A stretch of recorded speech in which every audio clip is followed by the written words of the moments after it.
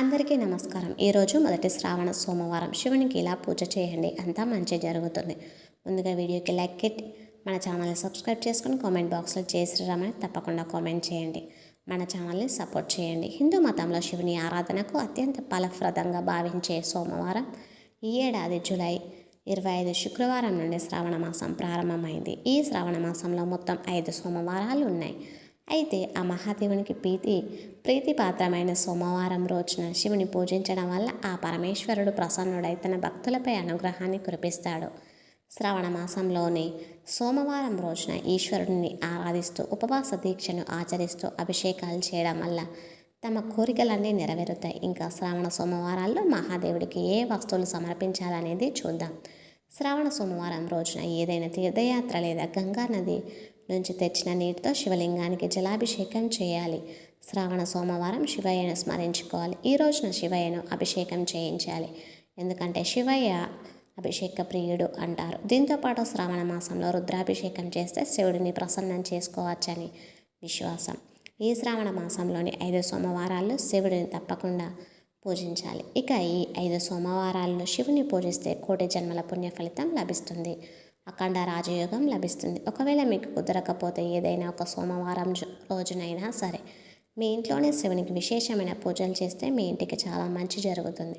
శివుడికి పూజ చేయాలంటే స్త్రీలు ఉదయాన్నే నిద్రలేచి తల స్నానం చేసి ఇంట్లో పూజ చేసుకోవాలి. ప్రత్యేకంగా శివ పూజలు ఆవు నెయ్యితో దీపం వెలిగిస్తే చాలా మంచిది. శివపార్వతుల పటానికి గంధం పొట్టు పెడితే ఇంకా మంచిది. ఇంట్లో శివ పూజ చేసే సమయంలో శివ చాలీస పారాయణం చేయాలి. దీనివల్ల మీ కష్టాలన్నీ దూరం అయిపోతాయి. శివుడికి విభూతి అంటే చాలా ఇష్టం కాబట్టి ప్రతి శ్రావణ సోమవారం రోజున ఎవరైతే విభూతిని ధరిస్తారో వారిపై శివుని అనుగ్రహం ఎల్లప్పుడూ ఉంటుంది. సోమవారం నాడు పూజ చేసే సమయంలో ఓం నమః శివాయ అని పఠించాలి. దీనివల్ల మీ ఇంట్లో ధనవర్షం కురుస్తుంది. శ్రావణ సోమవారాలు ఇంట్లో పూజ చేసేవాళ్ళు శివునికి నైవేద్యంగా పచ్చ శనగలను నివేదించండి. ఇలా చేయడం వల్ల మీకు కష్టాలన్నీ తొలగిపోతాయి. పరమేశ్వరుని ఆశీస్సులు తప్పకుండా లభిస్తాయి. శ్రావణ మాసంలో సోమవారం రోజున శివయ్యకు స్వచ్ఛమైన ఆవు నెయ్యిని నైవేద్యంగా సమర్పించాలి. ఇలా చేయడం వల్ల మీకు ఆదాయం పెరుగుతుంది.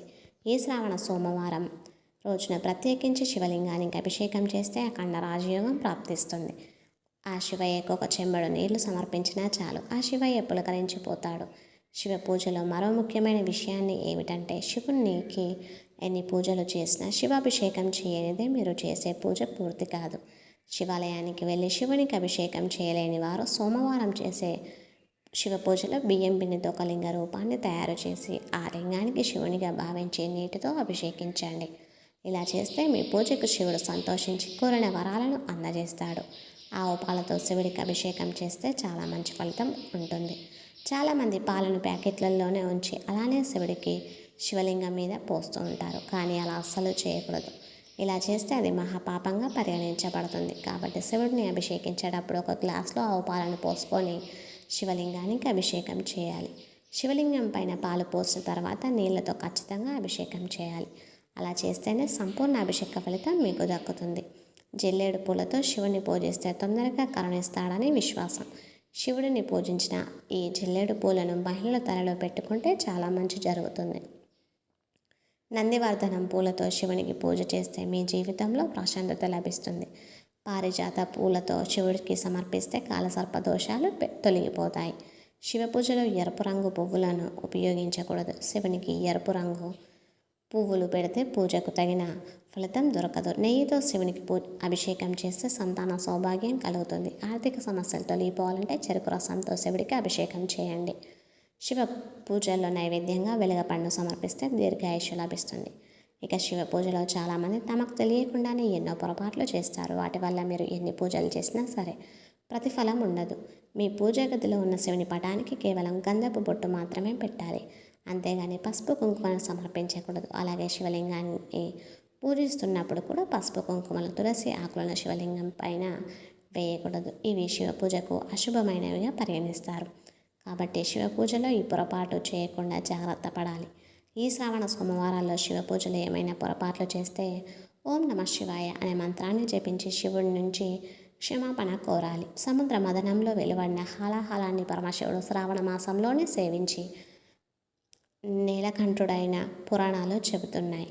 కాబట్టి శ్రావణ మాసంలో వచ్చే ప్రతి సోమవారం రోజున పరమశివునికి తప్పకుండా పూజించాలి.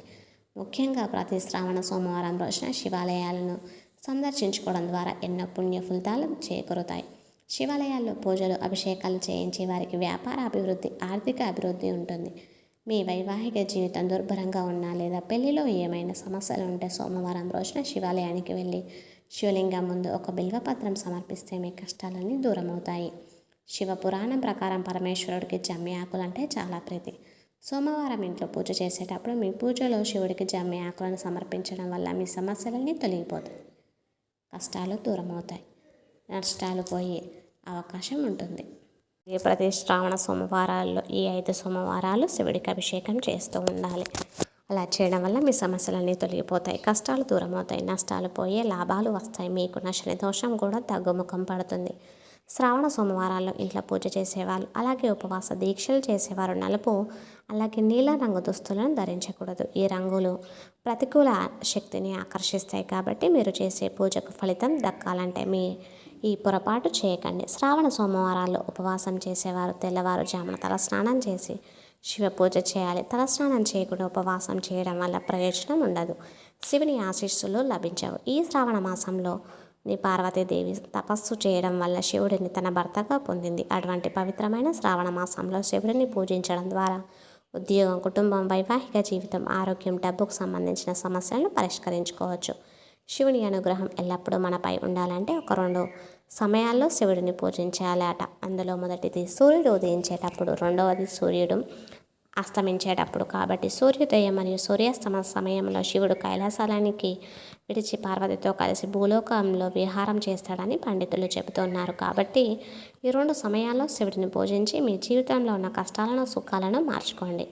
శ్రావణ మాసంలోని సోమవారం రోజున ఈశ్వరుణ్ణి ఆరాధిస్తూ ఉపవాస దీక్షను ఆచరిస్తూ అభిషేకాలు చేయడం వల్ల తమ కోరికలన్నీ నెరవేరుతాయి. ఇలా చేసిన వ్యక్తులకు ఖచ్చితంగా మోక్షం లభిస్తుంది.